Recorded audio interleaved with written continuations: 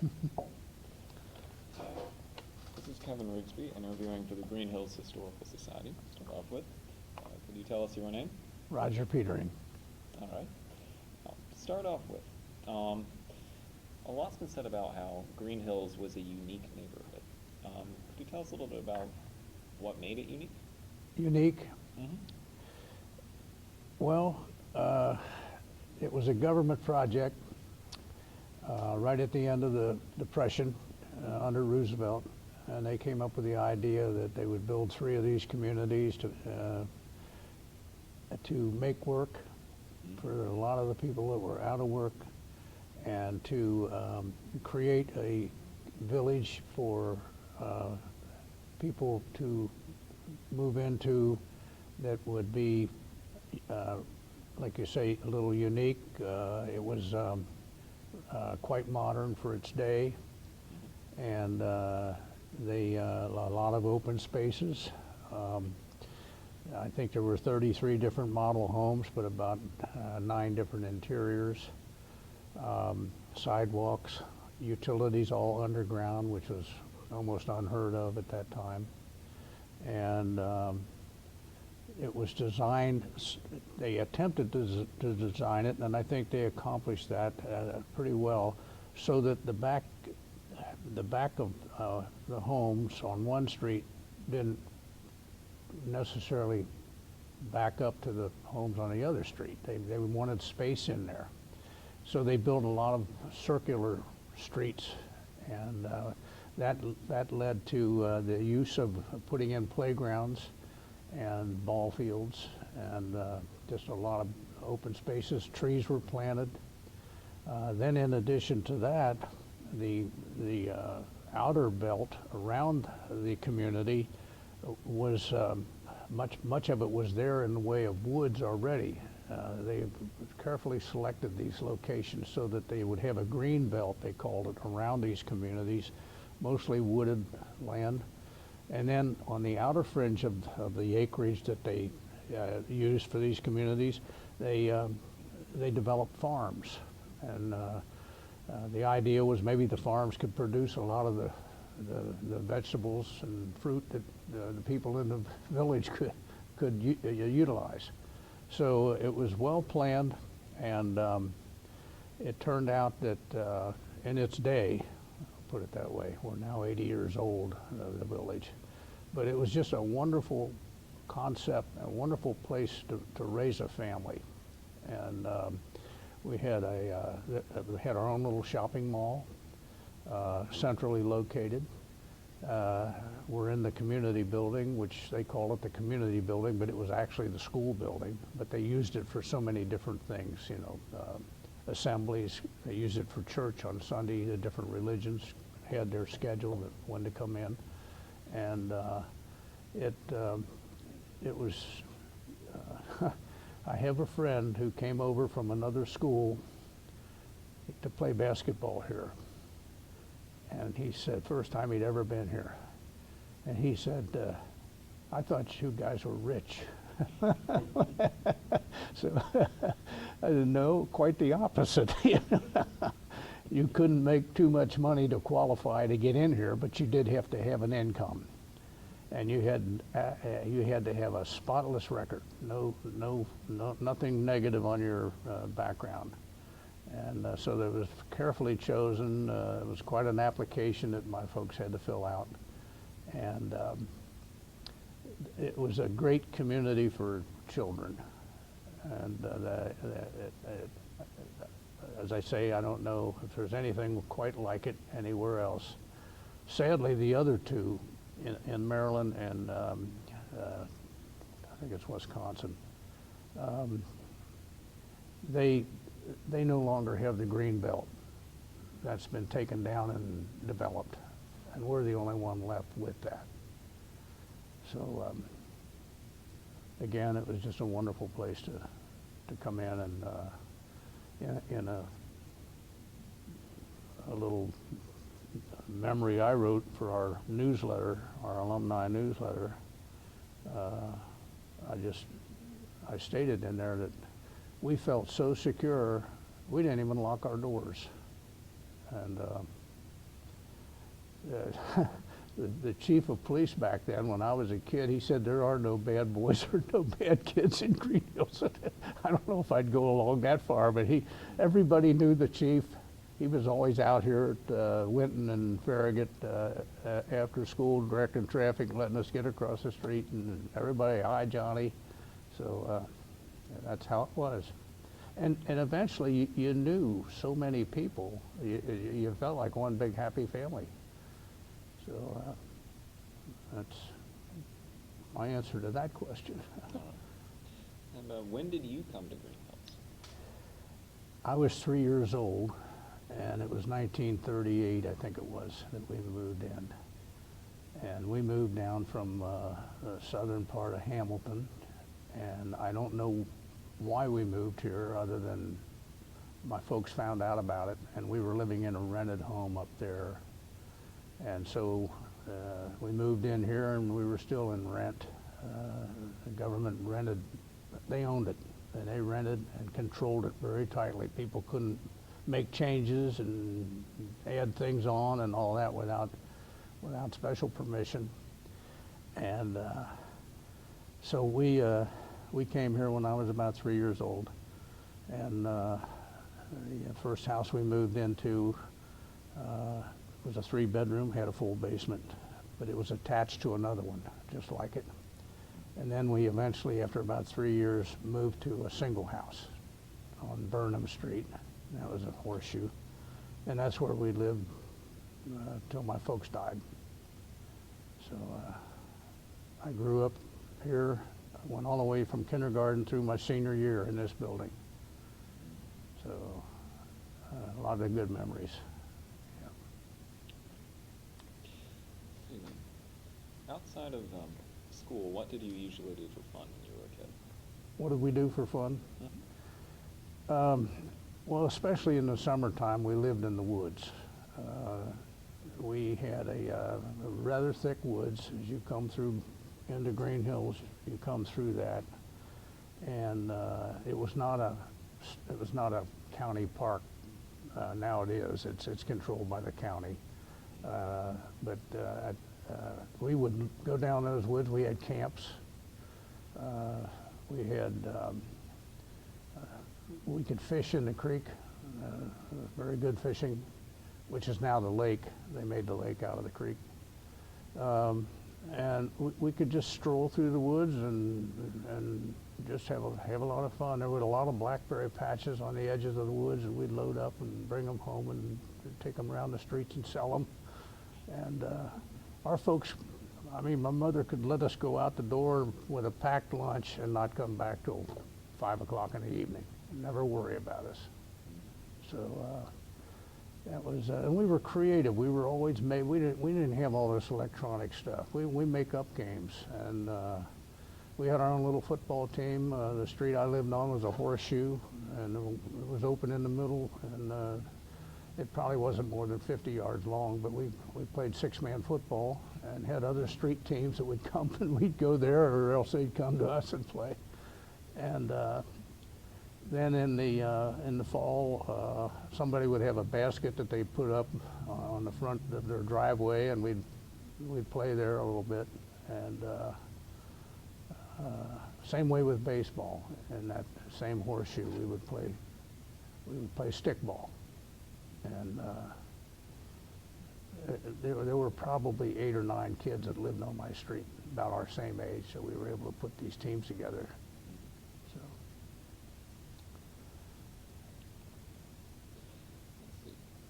Let's see. You talked a bit about what you did in summer. What did you do in winter? Shovel snow.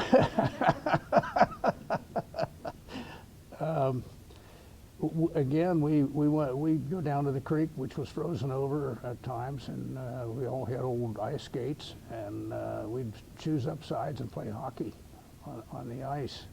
And then also on the other side of the street where I lived on Burnham, and a couple houses up behind them, there was a hill, pretty good hill, down into a little creek. And we would, when there was snow on the ground, which seemed to me a lot, we all went sled riding all day over there. So, yeah, we were well entertained. Yeah, we had to make up things to do, you know. It's not like today. We were outside all the time. Let's see. You mentioned you have a lot of good memories in Greenhills schools. What was that? You mentioned you have a lot of good memories here in the school building. Are there any that stick out to you? Well,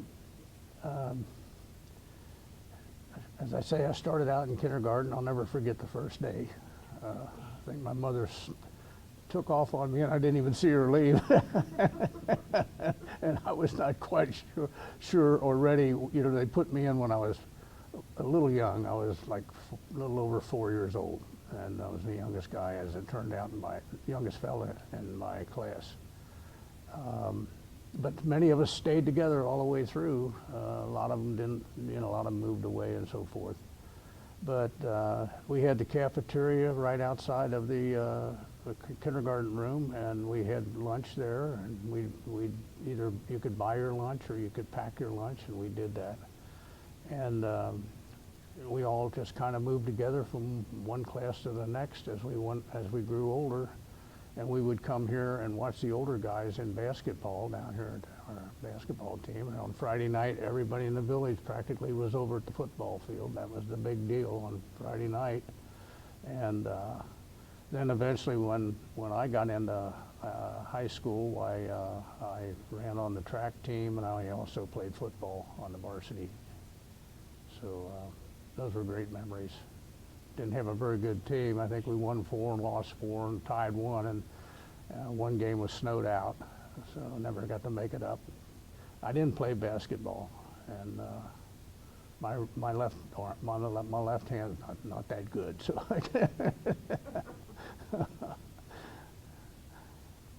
but we had really good teachers. As I said maybe earlier to you, all these fellows up here and the ladies in the Alumni Hall of Fame were all chosen by our Alumni Association for accomplishments, and if you read their biographies, you wouldn't believe it. Several doctors, several engineers, just a wonderful accomplishments. So it was a good school. We had good teachers, and for a little town, you know, it's pretty amazing. So, and with another thing about it, for a small town of say 5,000 people, we had nice uniforms and nice facilities. I mean, this gym was one of the best, and they used to hold the tournaments here, the high school tournaments here years ago. And our football field was really nice, and we had 3 baseball diamonds, and they were situated together that you could see each infield. And the A diamond is where the varsity played, and we had I think 3 players over the years that were signed by the majors, and they didn't stick around very long, but they were signed. One was signed by the Cincinnati Reds as a pitcher, and another one with Pittsburgh, and I can't remember where Red Slade went. New York Giants at that time. So we turned out some pretty good athletes, and when the school was taken over by, when they merged with Forest Park High School. Forest Park High School didn't exist when I was in school here. That was a relatively new school. And well, Forest Park didn't exist when we first here. That was all farms. Now it's all homes. But the Forest Park High School and Greenhills High School was controlled by one school board. And the day came where they felt like it was too expensive to have 2 schools, and they merged and made it Winton Woods School, and then we lost our high school. That was in 1991. They did have a few classes in here, but they built a new high school back by the football field. And that was a big change for the town. Many folks in the town we weren't here by then. My family was gone. But there was a lot of dissatisfaction about the idea that they were going to merge these two schools. So Greenhills kind of lost its identity, and that was in 1991. That's when some of the students that were out of school decided to put together an alumni association and come over here, and they met with the school board, and the school board gave us this room, which was the old music room, the band room, and we collected everything we could to salvage because they were going to pitch everything, and this is what we got. And we formed an alumni association and started come up with the idea of a Hall of Fame and an annual brunch that we took, that we had, and we put out a newsletter.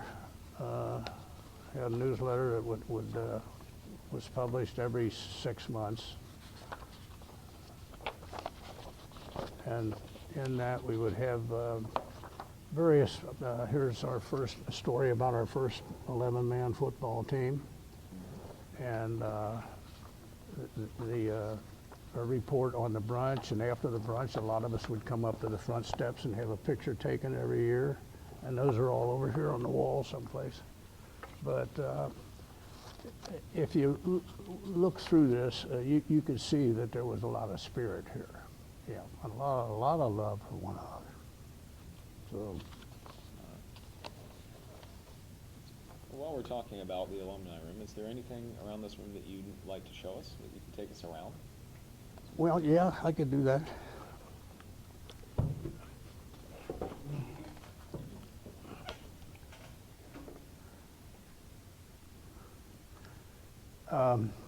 Here's the fellows that lost their lives in the service for us.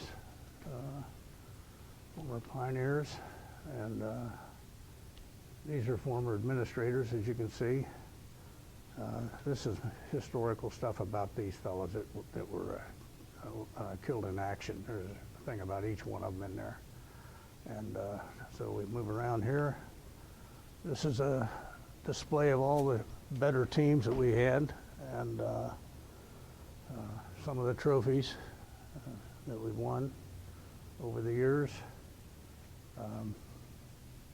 Here's the fellows from Greenhills and the ladies from Greenhills High that were inducted into the Winton Woods Athletic Hall of Fame. They allow Greenhills players to be inducted into it, and they were doing that almost every year. And these are the fellows and the women that made it. So this is just kind of a collage of some of the activities that we had. Be careful coming up those steps.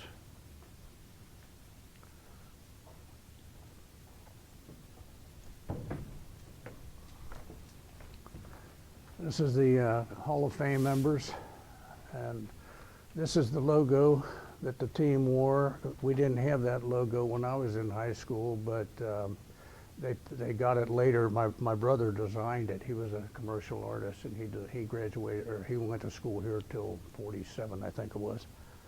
But over here is a display recognizing the music department and our bands. These are three of the band, the music leaders of the music department and of the high school. They won quite a few awards too. Yeah, really.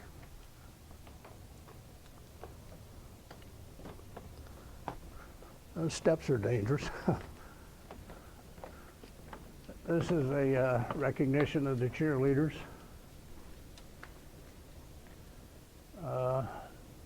We don't have much from the 80s, the 70s, 80s, and 90s. They were over at the other school, and I don't know, we just couldn't get much from them, but you can see the classes are much bigger. When I was in school, I think the class was 48.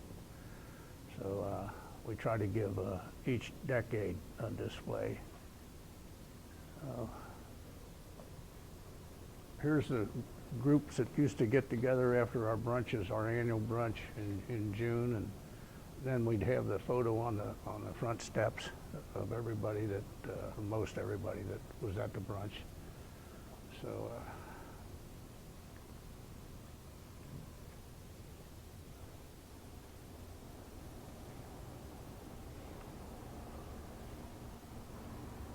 this fella ended up in Hollywood, and we try to get most of the class pictures up there.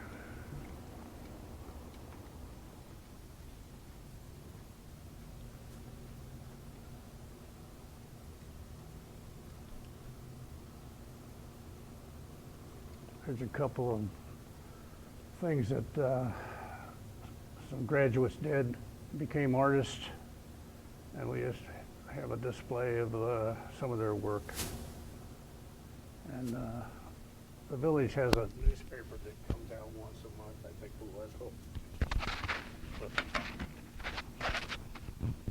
let me fix that. And this was in 1956, I believe, yeah, when Greenhills won the Class B baseball state championship. And that's where there's the coach and the administrators, the trophy they won, and then all the article about that.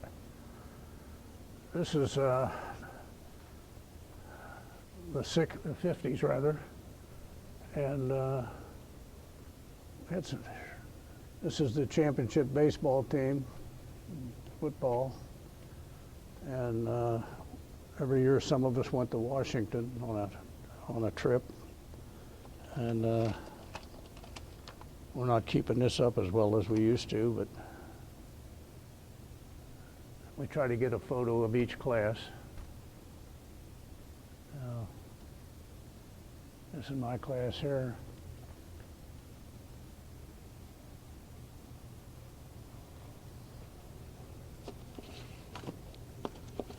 This is a picture of the first kindergarten class. And I'm right there.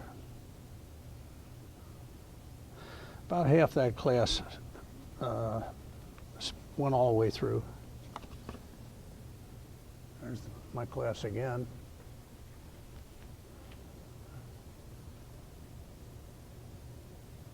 Good bunch.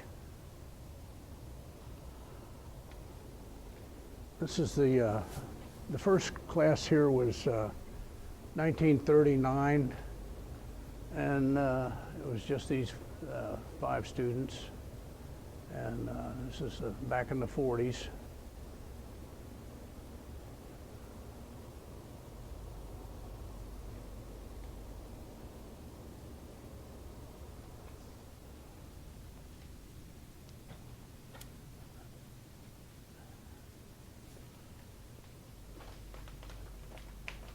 There's a few pictures of the construction of the town. See that long line of workers coming in? And I could probably identify these streets if I looked at them long enough. It looks like Andover, but yeah, in the Depression, the town was born.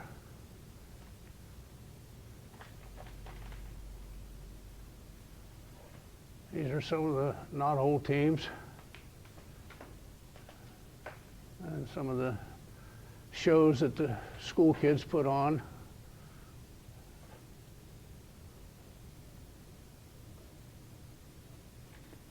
It's an aerial of how the village looks pretty much today. There's the lake, and I lived right there, so we go right into the woods. And we're right here. That's the community building. So there's the track and football field. I think this was the new high school. That wasn't there when we were in school. But there's the greatest swimming pool in the world right there.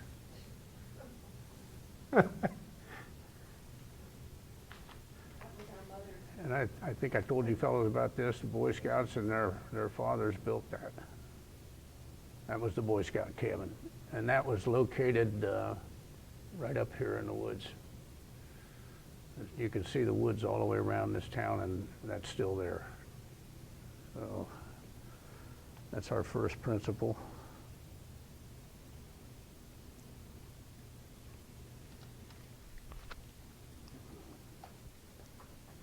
Come around this side.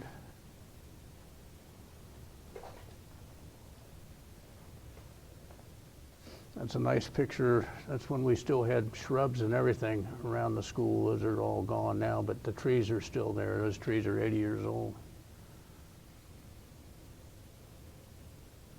This is the process of building, and then they painted that whole thing white, as you can see. Only the government could do that. This is what we call the new high school, and that's back by the football field over that way, about maybe 3/4 of a mile. And that I don't think it's even being used today. I think they when they merged the schools, they made that an elementary school, but I'm not sure what it is at today. So, and the Winton Woods High School's up this way in Forest Park. So, these are some of the old books they used to put out every year. The village used to put them out, and like on the anniversaries. And a lot of neat stuff in there. I think they have a list of the people who moved into the village and when they moved in. That's all in these old books here. So, this is just some notes that people wrote about Greenhills and what they thought of it growing up. You can see some of those classes were pretty good size in the later years. Here's copies of our newsletter that come out every 6 months for the Alumni Association. And we're all getting a little old now, so I don't know how long that'll last, but this is the room. What we'll do with it someday, I don't know. Again, here's the 1956 championship baseball team, state champions. This is the last class of our high school, 1991. And that's the first class, 1939. And the current building we're in, that's no longer the high school. They use it for some special classes, and I think there's a library in here now. Our post office is in here, I think. And that's the newer high school, which is basically not being used at all anymore. So this is one of our old coaches who was wounded in the war. And so that's about it, fellas. We got every yearbook from 1939 to the very end, 1991 right there.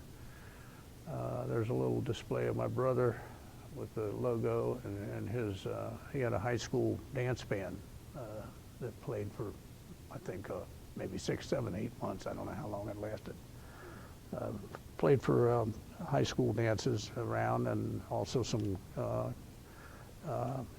commercial companies had him come for their Christmas dances.